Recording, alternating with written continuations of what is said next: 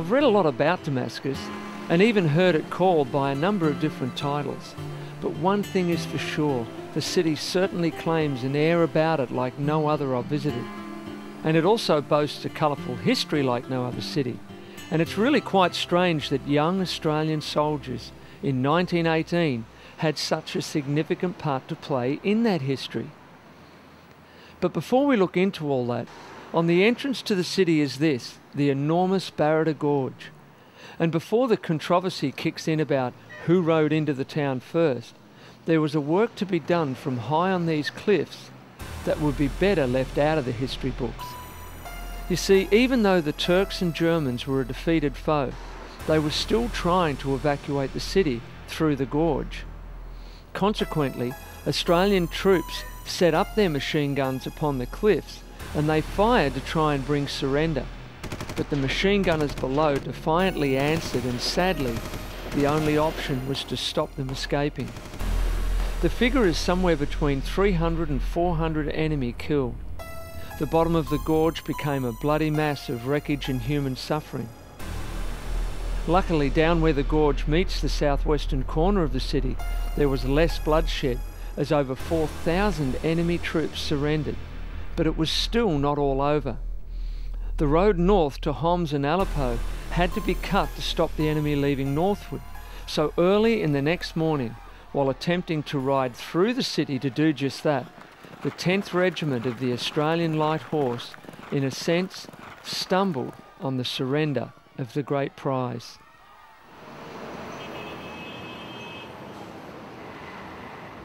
This is early morning peak hour in Damascus. When the 10th Regiment came in, it was early in the morning, they came from the Beersheba Gorge galloping down the other side of the Beersheba River, running right through the centre of the town, crossed over a bridge and went to the government buildings, the Sarai government buildings, and we wish we could take a picture of those, but we're not able today. It's now the Ministry of Interior.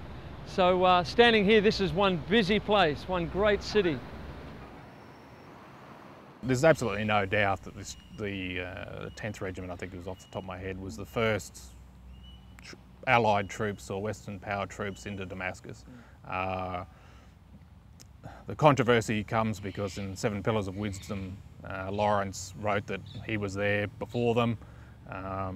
The evidence for that is pretty thin. It's quite clear the Australians were there first. Yeah.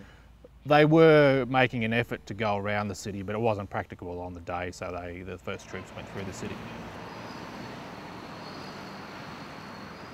Very early in the war, the British realised that they needed the Arabs on their side. One of the incentives they gave them was to make them believe that they would have Damascus at the war's end. To help this process, it was important that the Arabs were seen as the first to enter the city. Now you recall that Lawrence of Arabia was the British military leader sent to help the Arabs. Well, he became a self-appointed political advisor as well, and he was determined to see his buddy King Faisal enter Damascus first and quickly set up civil government there. Thus, he tried to keep the British military leaders at an arm's length while he installed Arab leadership. Now, this was all bordering on treason, and he knew it, which is the reason he got out of Damascus just days after they all arrived there. In his memoirs, books and biographies, there's no let-up. According to all things political, the Arabs were the first into Damascus. When Lawrence first wrote his book, there was, if you go into the memorial and look at the papers, I mean, Chauvel, wrote a fairly long commentary, sort of poo-pooing the whole thing at the time. That all sort of got subsumed and forgotten really until, of course, Lawrence of Arabia, the movie, came out. Yeah. And the movie is what has stuck in people's minds. In that, Lawrence, he's the hero. Again, it's the mythology of the matter. And there's a lot of mythology around Lawrence as well. We've struck a very cold and rainy day here at the Damascus War Cemetery. When you look around these graves, many of them are Australian from the First and the Second World War.